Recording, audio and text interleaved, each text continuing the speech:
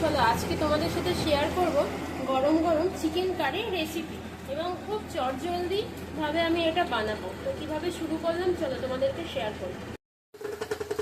Chicken কষা বানানোর জন্য আমি কড়ার মধ্যে সর্ষের তেল নিয়ে তেজপাতা, কাঁচা লঙ্কা আর পেঁয়াজগুলো ভালো করে ভাজতে দিয়েছি। দেখো পেঁয়াজ ভালো করে ফ্রাই হয়ে গেলে ওর মধ্যে আমি আলু আর চিকেনটা দিয়ে দেবো। যেহেতু এটা খুব তাড়াতাড়ি একটা শর্ট রেসিপি, সেজন্য আমি আলাদা আলাদা করে কিছু ফ্রাই করছি না।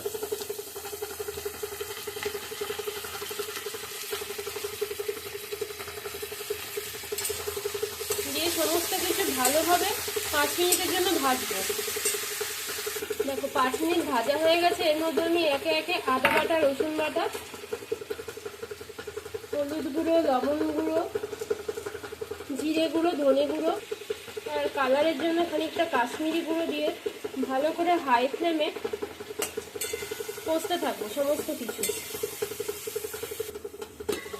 দেখো সমস্ত কিছু 5 মিনিট ধরে কষানো হয়ে গেছে। এই পর্যায়ে আমি একে একে টমেটো কুচি,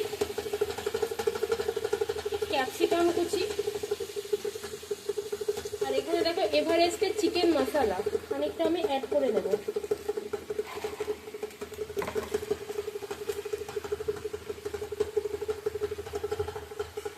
রান্নাটা ভীষণভাবে চটজলদিভাবে করছি, যেহেতু সকালবেলায় সবার বেরোনো আছে, প্লাস আমার মা এসেছিলেন, মাও আজকে কলকাতা চলে যাবে খাওয়া দাওয়া করে।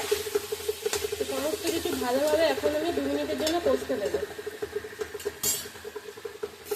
দেখো চিকেনটা খুব সুন্দরভাবে কষানো হয়ে গেছে।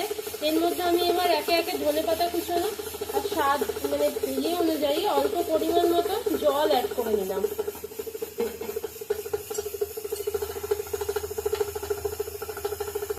দেখো কালারটা কত সুন্দর হয়েছে। এবার আমি 5 মিনিট এই সমস্ত কিছু ভালোভাবে সেদ্ধ হতে দেবো, তাহলেই রেডি হয়ে যাবে আমার গরম গরম চিকেন কারি। চলো আমি 5 মিনিট পরে এসে তোমাদের দেখাচ্ছি। দেখো আমার চিকেন পাই সেদ্ধ হয়ে গেছে। আমি গ্যাসটা বন্ধ করে দিলাম।